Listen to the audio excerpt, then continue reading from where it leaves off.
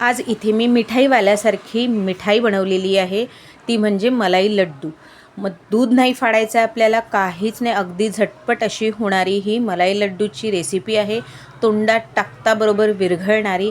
आणि हो, तसंही या रक्षाबंधनाला तुम्ही स्वतःच्या हाताने जर मिठाई बनवून आपल्या भावाला चारली तर तू खूपच जास्त खुश होईल आणि एक्स्ट्राचे गिफ्ट तुम्हाला नक्कीच देईल।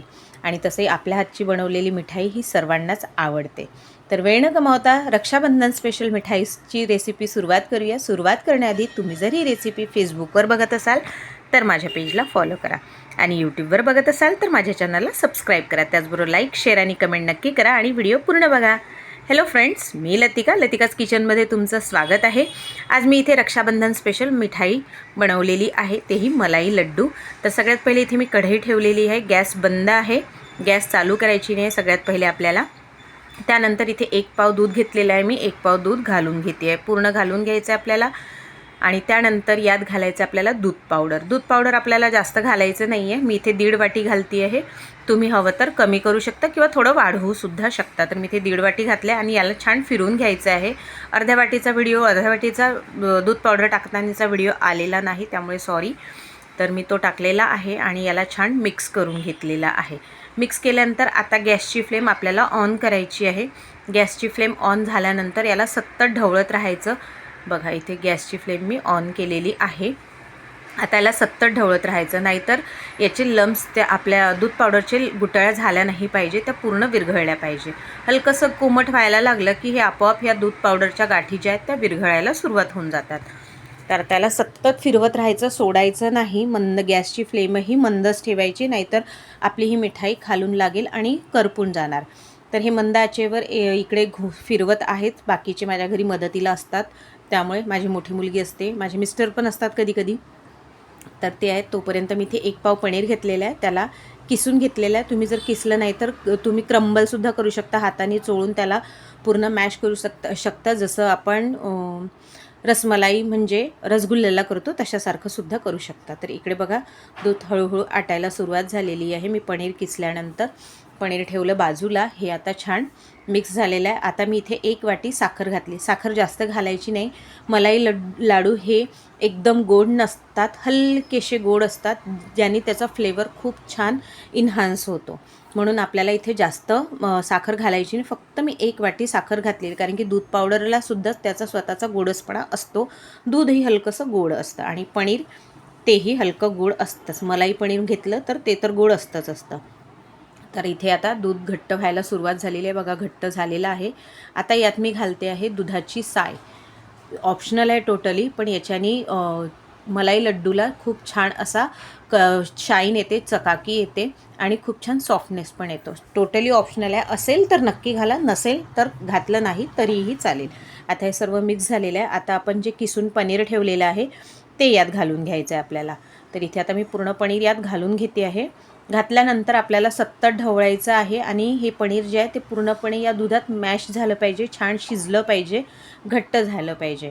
पण आजकाल मार्केटमध्ये पनीर व्यवस्थित येत नाही, तर काय करायचं आहे ते मी तुम्हाला समोर सांगते। कधी काय होतं, पनीर व्यवस्थित नसलं तर या दुधात मिक्स होत नाही आणि ते एकदम कलाकंदसारखं बनतं। तर कलाकंदसारखं बनू नये याच्यासाठी सुद्धा मी समोर तुम्हाला सांगते आहे की आपल्याला नेमकं काय करायला पाहिजे। तर आता मी अशी सतत ढवळत याला मिक्स करते आणि थोडं मॅश करत याला पूर्ण एकत्र करते आहे, जेणेकरून त्याला मलाईचं मिठाईचं टेक्स्चर येणार। तर मी अशी मॅश करत पूर्ण आटवून घेणार आहे। हळूहळू ते पूर्ण आटायला सुरुवात होऊन जाते। तर सतत फिरवत राहायचं, सोडायचं बिलकुल नाही आहे आपल्याला। तर हे बघा छान घट्ट तर झालेला आहे आणि चवीला खूप छान। सोबत मी वेलची पावडर घालते आहे। तुम्ही वेलची पावडरऐवजी केवडा जलसुद्धा घालू शकता, त्याच्याने सुद्धा खूप छान असा फ्लेवर, खूप छान असा टेस्ट येतो, पण मी इथे वेलची पावडर घातलेली आहे। याला पण वेलची पावडर घालून घ्यायची, छान व्यवस्थित मिक्स करत राहायचं।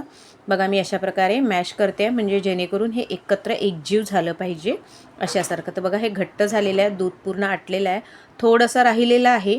तर आता याला परत मी मॅश करत करून घेते. जर तुमचं पनीर विरघळलं नसेल किंवा पूर्णपणे व्यवस्थित मॅश झालं नसेल, कलाकंदसारखं असेल रवाळ, तर काय करायचं, थोडंसं हलकंसं आता जसं दूध आहे त्या स्टेजला तुम्ही त्याला गॅस बंद करून घ्यायची आणि हलकंसं थोडं थंड झालं की मिक्सरमधून बारीक करून घ्यायचं, म्हणजे ते एकदम एकत्र एकजीव असं येतं. तर अशा वेळेस ही स्टेप आपण यूज करू शकतो, जेणेकरून आपलं पनीर जर व्यवस्थित नसेल तर. बघा मॅश करत करत याला मी आटवलं तर हे कसं खूप छानसा पेढ्याचा जो मलाई लड्डूचा टेक्स्चर आहे तो आलेला आहे. खूप छान मऊ असा आलेला आहे, खूप मस्त. आता याला गार होऊ द्यायचं. गार झाल्यानंतर याचे आपण मलाई लड्डू करून घेऊया. तर आता हे मस्त असं फेटत फेटत छान आता हे गार झालेलं आहे. हात लावू शकतो आपण, हाताळू शकतो. तर आता याचे मी लाडू करून घेणार आहे. तुम्हाला जसा साईज हवा असेल, जसा शेप हवा असेल, तुम्ही लाडूऐवजी याची बर्फीसुद्धा बनवू शकता. तर मी याचे लाडू बनवते आहे मलाई लड्डू म्हणून. मी याला गोल शेप देऊन देते आहे. तर अशा प्रकारे मी गोल सगळे बनवून घेणार पूर्णपणे आणि त्याच्यानंतर याला डेकोरेट करणार. तर बघा अशा प्रकारे मी बनवून घेते आहे सर्व. खूप छान असे मस्त असे बनले आहेत. आता याला डेकोरेट करूया. तर माझ्याकडे केसर संपलेलं होतं, त्यामुळे मी फूड कलर घेतलेला आहे. फूड कलरचे एक एक असे बोटं लावून घेतलेले आहे, म्हणजे खूप छान असे दिसतात. आणि वरतून मी गुलाबाचे पेटल्स, गुलाबाच्या पाकळ्या ठेवलेल्या आहे. अजून खूप सुंदर दिसतात. हे अगदी मिठाईवाल्याच्या दुकानात मिळतात तसे दिसतात.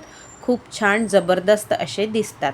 तर कशी वाटली रेसिपी ते नक्की कळवा. आणि हो, या रक्षाबंधनला ही रेसिपी नक्की करा आणि ही रेसिपी शेअर करायलाही विसरू नका.